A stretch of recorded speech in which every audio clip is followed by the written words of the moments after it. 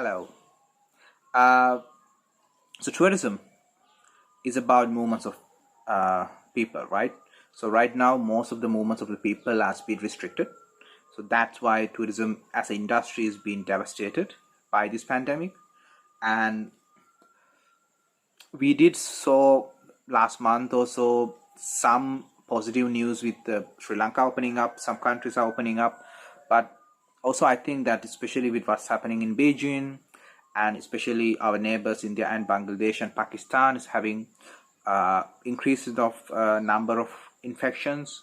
I think one thing is certain, that the V-shaped recovery that we were looking in is not gonna happen probably. What's gonna happen is much more of a huge style recovery, which will take a little bit more time. And I think tourism as an industry will suffer. I think one of the sectors of tourism, which is one of the key sectors of tourism, is gonna suffer is mass tourism. Mass tourism relies on big volumes, and they have smaller markups for individual packs. So big volumes is not going to happen. It's not going to happen for at least for 1 or 2 years.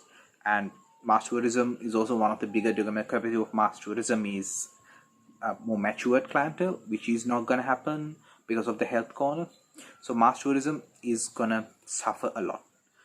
Is that end of mass tourism? No. I think it's end of the sort of a conventional mass tourism that we have right now, because of the numbers not coming up, and also running all these businesses and everything is also very costly, because mass tourism involve big volumes, and that also means that they have much more bigger fixed cost, bigger staff needs, so and so. So in that way, that'll hit the hearts.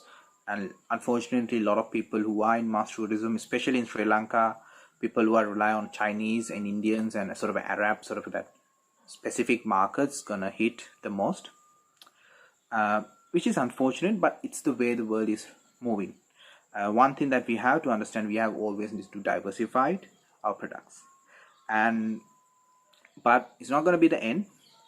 There will be a new, much more aware, much more sustainable source of mass tourism will come up. That'll take maybe 1 to 2 years to come up. And wellness tourism.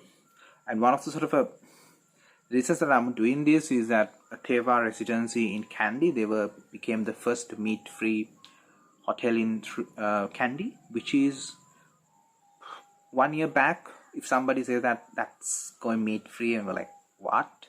But right now, I think it's more than being so that's, they have understood the market. They've been brave. They've been innovative to change their tactics. So they understood that the next wave of tourism is going to be much more health conscious, much more aware about sustainability and environment. So if they place their product in that way, I think that's a future proofing of them. So anybody looking in, go to their website, and they have done amazing stuff. I'll put the link on that, and there will be more experiences like that around Sri Lanka, around the world. So don't be a dinosaur. Don't wait for travelers to come. Be creative, be innovative, study. There's lots of webinars and everything is going on. Study, find your own niche, and try to target on, because what happening is actually bad for most of us. If we are a dinosaur, it's going to be bad. But if you are creative, if you are intelligent, and if you know how to market, that would be amazing, because what you're going to see is end of the sort of the conventional tourism that we had, and a rise of another much more conscious based travelers. What I said about conscious based, and there's lots of talk about high value travelers, but I think the travelers is going to be much more conscious, much more environmentally, much more financially, much more sustainability conscious. So if you could cater your product to that, and then you could win a piece of the new tourism world, or the new tourism industries that's going to start from next month or coming year. So thank you. Be innovative, be creative, and that's the way to go. Thank you.